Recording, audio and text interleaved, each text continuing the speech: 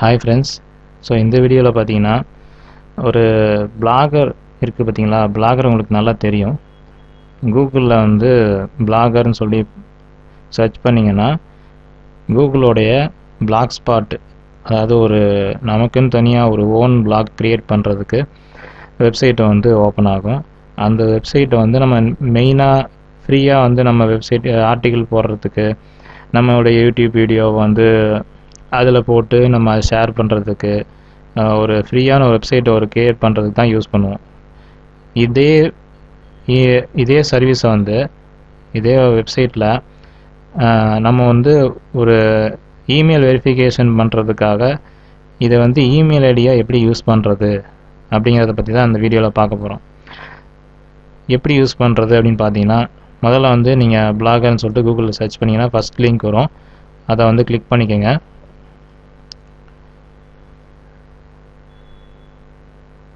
So click பண்ணிட்டீங்கன்னா உங்களுக்கு வந்து கூகுள் அக்கௌண்ட் ஆல்ரெடி லாகின்ல இருந்துச்சு அப்படின்னா உங்களுக்கு டைரெக்டாக ஓப்பன் ஆயிரும்.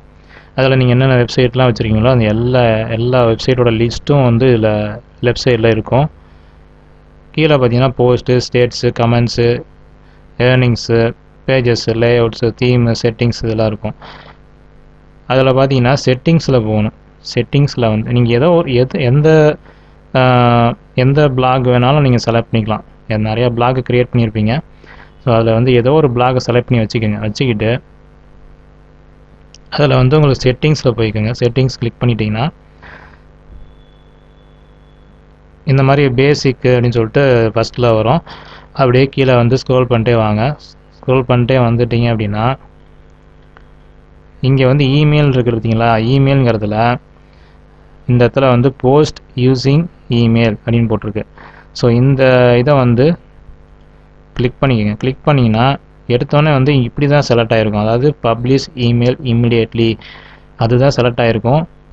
நம்ம வந்து save email as draft post, இது எதுக்கு நான் செலக்ட் பண்ண சொல்கிறேன் அப்படின்னா, நீங்கள் ஆல்ரெடி வந்து பிளாக் வந்து ஒரு ஃபேமஸான பிளாகாக உங்களுக்கு இருந்துச்சு அப்படின்னா இந்த பர்சனலாக யூஸ் பண்ணுற இந்த இமெயில் ஐடிக்கு பார்த்தீங்கன்னா எந்த மெயில் அனுப்பிச்சுட்டாலும் உங்களுக்கு பப்ளிஷ் ஆகி இம்மிடியேட்டாக பப்ளிஷ் ஆகிரும். இந்த இமெயில் வர்ற இமெயில் வந்து அப்படியே பப்ளிஷ் ஆகிரும், போஸ்ட்டாக பப்ளிஷ் ஆகிரும்.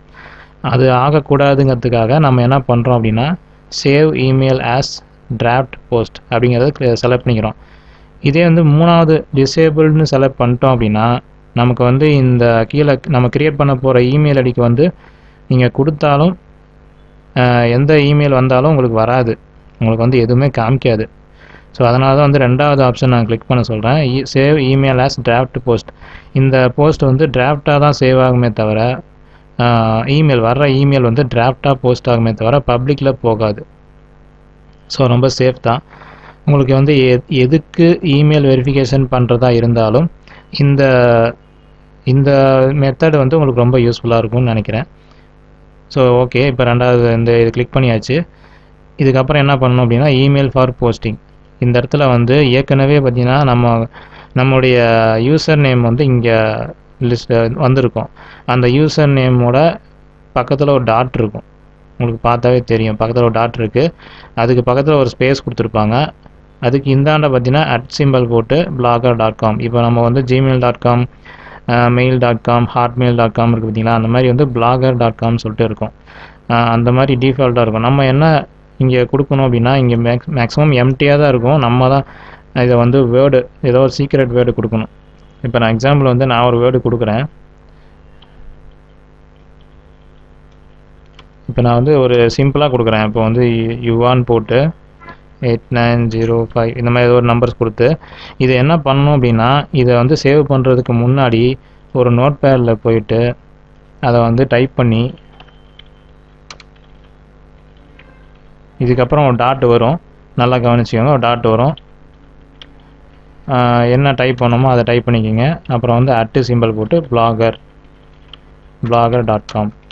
ஓகேங்களா. இதை நோட் பண்ணி வச்சுக்கிட்டு மினிமைஸ் பண்ணிவிட்டு மறுபடியும் இதை சேவ்னு கொடுத்தீங்கன்னா இந்த இமெயில் ஐடி வந்து சேவ் ஆகிக்கும். இது வந்து ஒரு இமெயில் ஐடியாக சேவ் ஆகிக்கும். சேவ் ஆனதுக்கப்புறம் வந்து என்ன பண்ணுங்கன்னா போஸ்ட்டில் போய்க்கோங்க. போஸ்ட்டில் போயிட்டு நீங்கள் வச்சுக்கோங்க. சும்மா டெஸ்டிங்காக நான் வந்து எப்போவுமே இந்த இமெயில் ஐடி நீங்கள் யூஸ் பண்ணணும்னு நினச்சிங்கன்னா இந்த இமெயில் ஐடி நோட் பண்ணி வச்சுக்கிட்டு ஒரு பேக்கப் எடுத்து வச்சுக்கோங்க, அவ்வளோதான். ஓகேங்களா? நெக்ஸ்ட்டு வந்து நான் ஒரு இமெயில் வந்து அந்த இமெயில் ஐடிக்கு அனுப்புகிறேன். கம்போஸ் இமெயில் போயிட்டு அதில் வந்து டூ அட்ரஸில் இப்போ நான் எடுத்த இமெயில் ஐடியை வந்து நான் க்ரியேட் பண்ணியிருக்க இமெயில் ஐடி கொடுத்துட்றேன். கொடுத்துட்டு சப்ஜெக்டில் வந்து சும்மா ஹாய், அப்புறம் உள்ள கம்போஸில் போயிட்டு திஸ் இஸ் சாம்பிள் இமெயில் அப்படின்னு கொடுத்துட்டேன். ஓகேங்களா? இப்போ கொடுத்தாச்சு. கொடுத்ததுக்கப்புறம் சென்ட் கொடுக்குறேன். எப்பவும் போல் சென்ட் பண்ணினா சென்ட் ஆயிரும். இப்போ பார்த்தீங்கன்னா இமெயில் சென்ட் ஆக போகுது. ஓகே, இமெயில் சென்ட் ஆயிடுச்சு. இப்போ சென்ட் ஆனதை வந்து இதில் வந்திருக்கா இல்லையான்னு செக் பண்ணுறதுக்கு இப்படியே வச்சுருந்தா தெரிஞ்சிக்க முடியாது. ஒரு டைம் வந்து ரெஃப்ரெஷ் கொடுத்துருங்க. ஓகே, இப்போ பார்த்தீங்கன்னா நான் அனுப்பிச்சுட்டது இப்போ வந்திருக்கு. இதை கிளிக் பண்ணி நீங்கள் பார்த்துக்கலாம். கிளிக் பண்ணும்போது உங்களுக்கு வந்து போஸ்ட் எடிட்டிங் பண்ணுற பேஜுக்கு தான் போகும். நீங்கள் என்னடா அது எடிட்டிங் பேஜ் வந்திருக்கேன்னு நினைக்காதீங்க. இதுதான் வந்து இமெயில் இன்பாக்ஸை எப்படி வந்து பார்க்க முடியுமோ அதே மாதிரி. இப்போ சப்ஜெக்ட் லைனில் வந்து இங்கே ஹாயின்னு போட்டது, இங்கே வந்து டைட்டிலில் வந்திருக்கு. உள்ளே வந்து பாடி இதில் பார்த்தீங்கன்னா உங்களுக்கு வந்து திஸ் இஸ் சாம்பிள் இமெயில் வந்திருக்கு. ஸோ இதுதான் ஃப்ரெண்ட்ஸ், இதுதான் வந்து இப்படி தான் வரும், மெயில் வரும். இதுக்கப்புறம் வர மெயிலெலாம் இதே மாதிரி தான் வரும். நீங்கள் மறுபடியும் பார்த்துட்டு பேக் கொடுத்துக்கலாம், அவ்வளோதான். நீங்கள் திருப்பி ரிப்ளை இதில் வந்து அனுப்ப முடியுமா அப்படின்னு கேட்டிங்கன்னா கண்டிப்பாக இதில் அனுப்ப முடியாது. ஒன்லி ரிசீவ், அதாவது மெயில் ரிசீவ் பண்ணுறதுக்கு மட்டும்தான் இந்த இமெயில் சர்வீஸ், இந்த இமெயில் வந்து யூஸ் ஆகும். இந்த இமெயில் கிரியேட் பண்ண இமெயில் யூஸ் ஆகும். அனுப்புறதுக்கு வந்து இதை யூஸ் பண்ண முடியாது.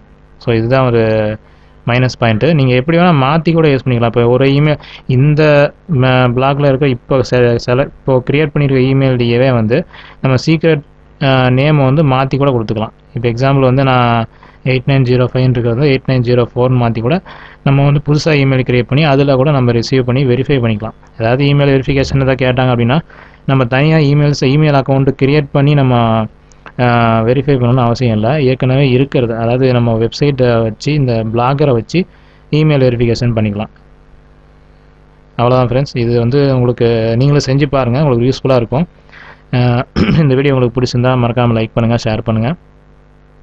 டெலிகிராம் குரூப்பில் ஜாயின் பண்ணாதவங்க ஜாயின் பண்ணிக்கோங்க. டிஸ்கஷன் பண்ணுறதுக்கு அது யூஸ்ஃபுல்லாக இருக்கும். நம்ம டெக் ஃபேஸ் தமிழ் சேனலை சப்ஸ்கிரைப் பண்ணுங்கள். தேங்க்யூ ஃப்ரெண்ட்ஸ், பாய்.